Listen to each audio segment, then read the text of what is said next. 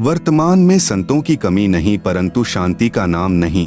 कारण यह है कि इन संतों की साधना शास्त्रों के विरुद्ध है, जिस कारण से समाज में अधर्म बढ़ता जा रहा है।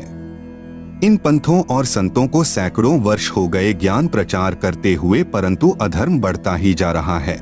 सत्य पुरुष का वर्तमान अवतार, जो सत्य साधना तथा तत्व ज्ञान का प्रचार परमेश्वर के पूर्वोक्त परमेश्वर के अवतार संत किया करते थे, जिससे आपसी प्रेम था, एक दूसरे के दुख में दुखी होते थे, असहाय व्यक्ति की मदद करते थे, वही शास्त्र विधि अनुसार साधना तथा वही आध्यात्मिक यथार्थ ज्ञान संत रामपाल दास जी महाराज को परमेश्वर कबीर साहेब जी ने प्रदान किया है। मार्च 1997 को फाल्गुन मास की शुक्ल प्रथमा को दिन के 10 बजे जिंदा महात्मा के रूप में सत्यलोक से आकर संत रामपाल दास जी महाराज को सतनाम तथा सारनाम दान करने का आदेश देकर अंतर्ध्यान हो गए। संत रामपाल दास जी महाराज भी परमेश्वर यानी परम अक्षर ब्रह्म के उन अवतारों में से एक हैं, जो आध्यात्मिक ज्ञान के द्वारा अधर्म का नाश करते हैं। अब विश्व में शांति होगी। सर्वधर्म तथा पंथों के व्यक्ति एक होकर आपस में प्रेम से रहा करेंगे। राजनेता भी निर्भिमानी, न्यायकारी तथा परमात्मा से डरकर कार्य करने वाले होंगे। जनता के सेवक बनकर निष्पक्ष कार्य किया करेंगे। धरती पर पुनः सत्ययुग जैसी स्थिति होगी। वर्तमान में धरती पर वह अवतार संत रामपाल दास जी हैं। अब घर घर में परमेश्वर के ज्ञान की चर्चा होगी। जहां गांव व शहरों में तथा पार्कों में बैठकर ताश खेलते हैं, कोई राजनीतिक बातें करता है, कोई अपने पुत्रों तथा पुत्र वधुओं की अच्छे या निकम्मे होने की चर्चा करते हैं, वहां परमेश्वर की महिमा की चर्चा होगी तथा ज्ञान गंगा पुस्तक में लिखे ज्ञान पर विचार हुआ करेगा। परमात्मा की महिमा करने मात्र से भी जीव पुण्य का भागी बनता है। फिर शास्त्र विधि अनुसार साधना करके जीवन सुखी बनाएंगे तथा आत्म कल्याण कराएंगे। धरती पर कलयुग में सत्ययुग जैसा समय आएगा। संत रामपाल दास जी महाराज ही वर्तमान में वास्तव में धरती पर अवतार हैं। अधिक जानकारी के लिए कृपया पढ़े पुस्तक धरती पर अवतार संपूर्ण। अमेरिका की महिला भविष्यवक्ता फ्लोरेंस की महत्वपूर्ण भविष्यवाणी। अमेरिका की विश्वविख्यात भविष्यवक्ता फ्लोरेंस ने अपनी भविष्यवाणियों में कई बार भारत का जिक्र किया है।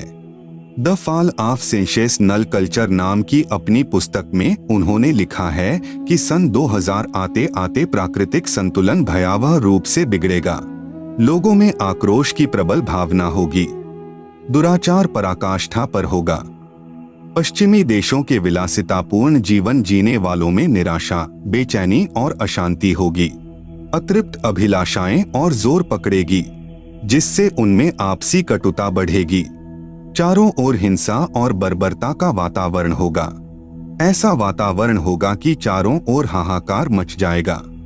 लेकिन भारत से उठने वाली एक नई विचारधारा इस घातक वातावरण को समाप्त कर देगी। वह विचारधारा वैज्ञानिक दृष्टि से सामंजस्य और भाईचारे का महत्व समझाएगी। वह यह भी समझाएगी कि धर्म और विज्ञान में आपस में विरोध नहीं है। आध्यात्मिकता की उच्चता और भौतिकता का खोखलापन सबके सामने उजागर करेगी। मध्यम वर्ग उस विचारधारा से बहुत अधिक प्रभावित होगा। यह वर्ग समाज के सभी वर्गों को अच्छे समाज के निर्माण के लिए उत्प्रेरित करेगा। यह विचारधारा पूरे विश्व में चमत्कारी परिवर्तन लाएगी। मुझे अपनी छठी अतीन्द्रिय शक्ति से यह एहसास हो रहा है कि इस विचारधारा को जन्म देने वाला वह महान संत भारत में जन्म ले चुका है। उस संत के ओजस्वी व्यक्तित्व का प्रभाव सबको चमत्कृत करेगा। उसकी विचारधारा अध्यात्म के कम होते जा रहे प्रभाव को फिर से नई स्फूर्ति देगी। चारों ओर आध्यात्मिक वातावरण होगा। संत की विचारधारा से प्रभावित लोग विश्व के कल्याण के लिए पश्चिम की ओर चलेंगे। धीरे धीरे एशिया, यूरोप और अमेरिका पर पूरी तरह छा जाएंगे। उस संत की विचारधारा से पूरा विश्व प्रभावित होगा और उनके चरण चिन्हों पर चलेगा। पश्चिमी देश के लोग उन्हें ईसा, मुसलमान उन्हें एक सच्चा रहनुमा और एशिया के लोग उन्हें भगवान का अवतार मानेंगे। उस महान संत की विचारधारा से बौद्धिक क्रांति होगी। बुद्धिजीवियों की मान्यताएं बदलेंगी। उनमें ईश्वर के प्रति श्रद्धा और विश्वास की कोंपलें फूटेंगी। फ्लोरेंस के अनुसार वह संत भारत में जन्म ले चुके हैं। वह इस संत से काफी प्रभावित थी। अपनी एक दूसरी पुस्तक golden light of new era में भी उन्होंने लिखा है, जब मैं ध्यान लगाती हूँ तो अक्सर एक संत को देखती हूँ। गौर वर्ण का है, सफेद बाल हैं, उसके मुख पर न दाढ़ी है न मूछ है। उस संत के ललाट पर गजब का तेज होता है। उनके ललाट पर आकाश से एक नक्षत्र के प्रकाश की किरणें निरंतर बरसती रहती हैं। मैं देखती हूँ कि वह संत अपनी कल्याणकारी विचारधारा तथा अपने सच्चरित्र प्रबल अनुयायियों की शक्ति से संपूर्ण विश्व में नए ज्ञान का प्रकाश फैला रहे हैं।